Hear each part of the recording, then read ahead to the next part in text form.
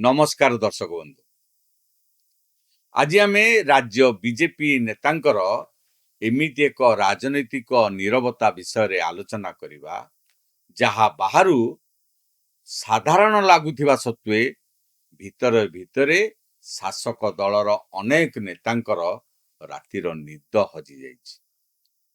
विगत 2 वर्ष धरी अपेक्षा करुवा विधायक निगम अध्यक्ष पद पाई दिल्ली दौड़ करुवा दलीय कर्मकर्ता मंत्री पद और निगम अध्यक्ष आशारे निज निज जिले में शक्ति प्रदर्शन करुवा नेता समस्त आशा उपरे एबे हठात आर्थिक कटकणार बड़ पत्थर पड़ जाए। प्रश्न हेउची मोहन माझी सरकार कौन सतरे खर्च कमाइबा पई मंत्रिमंडल संप्रसारण रोकी देछि ना या पछरे अछि आउ कोनोसी बड़ राजनैतिक गणित। आसंतु पूरा घटना को आज पॉलिटिकल भागवत रे आलोचना करिबा। आपण माने देखु थांतु पूर्व पक्ष मोर आपण मान को अनुरोध आम चैनल को लाइक करंतु, सब्सक्राइब करंतु, बंधु मान को सहित अधिक रु अधिक शेयर करंतु।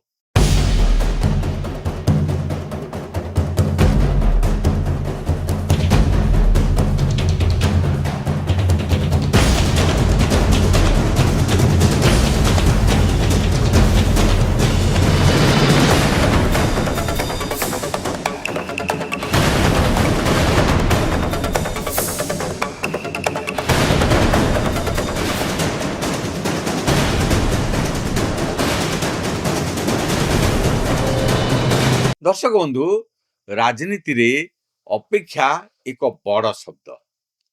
शासक दल रे एई अपेक्षा आउ अधिक संवेदनशील कारण जेतेबेले कौनसी दल दीर्घ संघर्ष परे शासन क्षमता को आसे सेतेबेले दलर छोट ठारू बड़ पर्यंत समस्त नेतांक मनरे गोटी आशा जन्म नहीं थाए।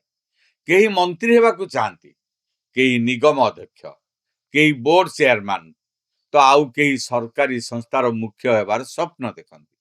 ओडिशा रे बीजेपी सरकार गठन पर सही चित्र देखा जाउछि। वर्ष पर वर्ष विरोधी राजनीति करिथिबा नेता माने भाबिथिले एबे आम समय आसीछि।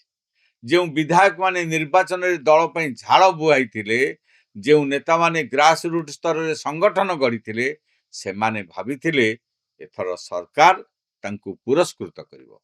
सेथिपाई मंत्रिमंडल खाली रहिथिबा 6टी पद पूर्ण खबर आसीबा सहित राजनीतिक चर्चा सरगरम हो जाइतला। केउ जिलारू मंत्री हेबे, काहाकू बाद दिया जिवो, काहार प्रदर्शन भलो, के दिल्लीर नजर रे अछंती, एमिति चर्चा रे भुवनेश्वर राजनीतिक कॉरिडोर दिन राति सरगरम हो जाइतला। एही आशा को आहुरी अधिक बढ़ाई देइथिला पश्चिम बंग राजनीति। कारण पश्चिम बंगरे बीजेपी निज संगठन को शक्तिशाली करिबा पई ओडिशार अनेक नेता को पठाइथिला। अनेक विधायक, अनेक संगठन पदाधिकारी दीर्घ समय धरी पश्चिम बंगरे कैंप करथिले। सेमानक मनरे गोटिए धारणा थिला, दल पई एते परिश्रम करिछु, एथर निश्चय पुरस्कार मिलिबो।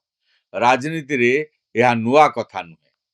जो माने संगठन पई अधिक काम करंती सेमाने परे सरकारी पद पदवी रे थैथान होई थांती। सेथिपई ओडिशा बीजेपी रो अनेक नेता भाबिथिले सरकार 2 वर्ष पूर्ति अवसर रे बड़ घोषणा हेबो, मंत्रिमंडल संप्रसारण हेबो, निगम नियुक्ति हेबो, बोर्ड और कॉर्पोरेशन रे नुआ मुह आसीबे।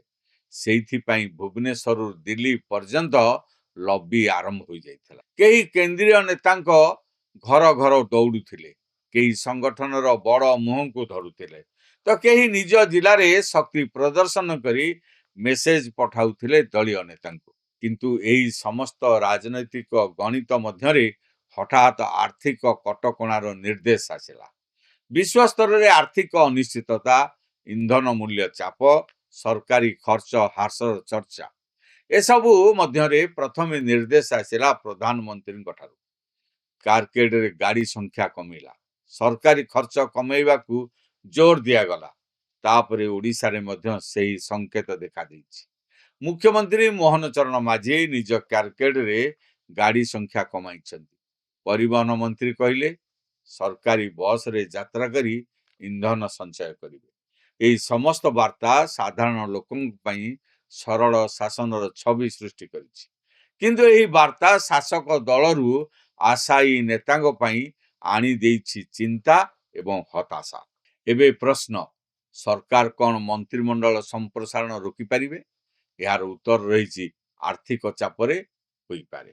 ଗୋଟିଏ ନୂଆ ମନ୍ତ୍ରୀ ହେଲେ କ'ଣ ହୁଏ? କେବଳ ଗୋଟିଏ ଶପଥ ଅନୁଷ୍ଠାନ ନୁହେଁ, ତା ସହିତ ଆସେ ସରକାରୀ ଗାଡ଼ି, ଡ୍ରାଇଭର, ସୁରକ୍ଷାକର୍ମୀ, ପିଏସ୍ଓ, ଅଫିସ କର୍ମଚାରୀ, ବଙ୍ଗଳା, ଇନ୍ଧନ ଖର୍ଚ୍ଚ, ଭ୍ରମଣ ଖର୍ଚ୍ଚ, ଦରମା ଓ ଭତ୍ତା। ସେହିଭଳି ନିଗମ ଅଧ୍ୟକ୍ଷମାନଙ୍କ ପାଇଁ ମଧ୍ୟ ଅଲଗା ବ୍ୟବସ୍ଥା କରିବାକୁ ପଡ଼େ। ଅର୍ଥାତ୍ ନୂଆ ପଦ ସୃଷ୍ଟି ମାନେ ନୂଆ ଖର୍ଚ୍ଚ। ଏବେ ଯେତେବେଳେ ସରକାର ଖର୍ଚ୍ଚ କମାଅ ବାର୍ତ୍ତା ଦେଉଛନ୍ତି, ସେତେବେଳେ ନୂଆ ମନ୍ତ୍ରୀ କରିବା ଏକ ବିରୋଧାଭାସୀ ବାର୍ତ୍ତା ଦେଇପାରେ। ରାଜନୈତିକ ବିଶ୍ଳେଷକମାନେ କହୁଛନ୍ତି, ସରକାର ଏବେ ସାଧାରଣ ଜନତାଙ୍କ ପାଖରେ ସରଳ ଓ ଉତ୍ତରଦାୟୀ ଛବି ଗଢ଼ିବାକୁ ଚାହୁଁଛି। ସେଥିପାଇଁ ଅତିରିକ୍ତ ଖର୍ଚ୍ଚ କରି ସମାଲୋଚନାରେ ପଡ଼ିବାକୁ ଚାହୁଁନାହିଁ। ରାଜନୀତିରେ ଗୋଟିଏ ନିଷ୍ପତ୍ତି କେବେ ବି ସମସ୍ତଙ୍କୁ ଖୁସି କରିପାରେ ନାହିଁ। ଏଠାରେ ମଧ୍ୟ ସେହି ଚିତ୍ର ଦେଖାଯାଉଛି। ଯେଉଁମାନେ 2 ବର୍ଷ ଧରି ମନ୍ତ୍ରୀ ପଦ ଆଶାରେ ଥିଲେ, ସେମାନଙ୍କ ମଧ୍ୟରେ ଏବେ ନିରାଶା ଓ ହତାଶା। କାରଣ ସେମାନେ ଭାବୁଥିଲେ ଏଥର ନିଶ୍ଚୟ ସୁଯୋଗ ମିଳିବ। କିନ୍ତୁ ଏବେ ସେହି ସ୍ୱପ୍ନ ଧୂସର ହୋଇଯାଇଛି। ଅନ୍ୟପଟେ ଯେଉଁ କିଛି ମନ୍ତ୍ରୀଙ୍କୁ ବଦଳାଯିବ ବୋଲି ଚର୍ଚ୍ଚା ଥିଲା, ସେମାନଙ୍କ ଶିବିରରେ ଖୁସିର ଲହରୀ। କାରଣ ସମ୍ପ୍ରସାରଣ ନହେଲେ ବିଭାଗ ଅଦଳ ବଦଳ ସମ୍ଭାବନା ମଧ୍ୟ କମିଯିବ। ଏହାର ଅର୍ଥ ଅନେକ ଅକର୍ମା ଭାବରେ ସମାଲୋଚିତ ମନ୍ତ୍ରୀମାନେ ମଧ୍ୟ ଆଉ କିଛି ସମୟ ପାଇଁ ସୁରକ୍ଷିତ ହୋଇପାରନ୍ତି। ଏବେ ସବୁଠୁ ବଡ଼ ପ୍ରଶ୍ନ, ମୁଖ୍ୟମନ୍ତ୍ରୀ ମୋହନ ଚରଣ ମାଝୀ ଏହି ପରିସ୍ଥିତିକୁ କିପରି ସମ୍ଭାଳିବେ? କାରଣ ଏହା କେବଳ ଆର୍ଥିକ ପ୍ରଶ୍ନ ନୁହେଁ, ଏହା ସଂଗଠନ ପରିଚାଳନାର ମଧ୍ୟ ବଡ଼ ପରୀକ୍ଷା। ଯେଉଁ ବିଧାୟକ ଓ କର୍ମକର୍ତ୍ତା ଆଶାରେ ରହିଛନ୍ତି, ସେମାନଙ୍କୁ ଦୀର୍ଘ ସମୟ ଅପେକ୍ଷାରେ ରଖିଲେ ଦଳ ଭିତରେ ଅସନ୍ତୋଷ ବଢ଼ିପାରେ। ଦଳ ଭିତରେ ଗୋଷ୍ଠୀ କନ୍ଦଳ ବଢ଼ିପାରେ। ନେତାମାନେ ଅସନ୍ତୁଷ୍ଟ ହୋଇପାରନ୍ତି। ଅନ୍ୟପଟେ ଯଦି ସରକାର ଏହି ସମୟରେ ନୂଆ ନିଯୁକ୍ତି କରନ୍ତି, ତେବେ ବିରୋଧୀ କହିବେ ଗୋଟିଏ ପଟେ ଲୋକଙ୍କୁ ଖର୍ଚ୍ଚ କମାଇବାକୁ କୁହାଯାଉଛି, ଆଉ ଅନ୍ୟପଟେ ସରକାର ନୂଆ ପଦବୀ ବାଣ୍ଟୁଛି। ଅର୍ଥାତ୍ ମୋହନ ମାଝୀ ସରକାର ଏବେ ଏକ ସୂକ୍ଷ୍ମ ରାଜନୈତିକ ସମୀକରଣ ମଧ୍ୟରେ ଫସିଯାଇଛି। ରାଜ୍ୟର ଏହି ନୀରବତା ପଛରେ କ'ଣ ଦିଲ୍ଲୀର ସଂକେତ ଅଛି? ରାଜନୈତିକ ମହଲରେ ଏହି ପ୍ରଶ୍ନ ମଧ୍ୟ ଏବେ ଚର୍ଚ୍ଚାରେ। କାରଣ ବିଜେପିରେ ବଡ଼ ନିଷ୍ପତ୍ତି ସାଧାରଣତଃ କେନ୍ଦ୍ରୀୟ ନେତୃତ୍ୱର ସହମତିରେ ହୁଏ। ଯଦି ଦିଲ୍ଲୀରୁ ଖର୍ଚ୍ଚ କାଟର ନିର୍ଦ୍ଦେଶ ଆସିଥାଏ, ତେବେ ରାଜ୍ୟ ସରକାର ତାହାକୁ ଅନୁସରଣ କରିବା ସ୍ୱାଭାବିକ। ଏହା ସହ ଆଉ ଗୋଟିଏ ମତ ମଧ୍ୟ ଆସୁଛି। ଦଳ ବୋଧ ହୁଏ ଏବେ ସଂଗଠନକୁ ଅଧିକ ଗୁରୁତ୍ୱ ଦେଉଛି, ସରକାରୀ ପଦପଦବୀକୁ ନୁହେଁ। ଅର୍ଥାତ୍ ଯେଉଁମାନେ ପଦ ଆଶାରେ ଅଛନ୍ତି, ସେମାନଙ୍କୁ ଆଉ କିଛି ସମୟ ଅପେକ୍ଷା କରିବାକୁ ପଡ଼ିପାରେ। ବିରୋଧୀ ଦଳମାନେ ମଧ୍ୟ ଏହି ପରିସ୍ଥିତିକୁ ନଜରରେ ରଖିଛନ୍ତି। କାରଣ ଯଦି ଶାସକ ଦଳ ଭିତରେ ଅସନ୍ତୋଷ ବଢ଼େ, ତେବେ ବିରୋଧୀମାନେ ଏହାକୁ ରାଜନୈତିକ ଅସ୍ତ୍ର କରିପାରନ୍ତି। ସେମାନେ କହିପାରନ୍ତି 2 ବର୍ଷରେ ମଧ୍ୟ ସରକାର ନିଜ ଦଳର ନେତାମାନଙ୍କୁ ସନ୍ତୁଷ୍ଟ କରିପାରୁନାହିଁ। ତଥାପି ଯଦି ସରକାର ଖର୍ଚ୍ଚ କାଟର ଛବିକୁ ଜନତାଙ୍କ ମନରେ ଭଲ ଭାବରେ ପହଞ୍ଚାଇପାରେ, ତେବେ ଏହା ସରକାରଙ୍କ ପାଇଁ ଲାଭକାରୀ ମଧ୍ୟ ହୋଇପାରେ। ଦର୍ଶକ ବନ୍ଧୁ, ଏବେ ସବୁଠୁ ବଡ଼ ପ୍ରଶ୍ନ ହେଉଛି, ଏହି ନୀରବତା କେତେ ଦିନ? ମନ୍ତ୍ରିମଣ୍ଡଳ ସମ୍ପ୍ରସାରଣ ସତରେ ଅଟକିଗଲା କି? ନା କେବଳ କିଛି ସମୟ ପାଇଁ ପଛକୁ ଟାଳି ଦିଆଗଲା? ନିଗମ ନିଯୁକ୍ତି ହେବ କି? ନା ଆର୍ଥିକ କଟକଣା ନାଁରେ ସବୁକିଛି ଫ୍ରିଜ୍ ହୋଇ ରହିବ? ଏହାର ଉତ୍ତର ଆସନ୍ତା କିଛି ମାସରେ ସ୍ପଷ୍ଟ ହେବ। କିନ୍ତୁ ଏତେଟା ନିଶ୍ଚିତ, ଓଡ଼ିଶାର ରାଜନୀତିରେ ଏବେ ପଦ ଆଶା ଓ ଆର୍ଥିକ ସଂଯମ ମଧ୍ୟରେ ଏକ ନୂଆ ସଂଘର୍ଷ ଆରମ୍ଭ ହୋଇଯାଇଛି।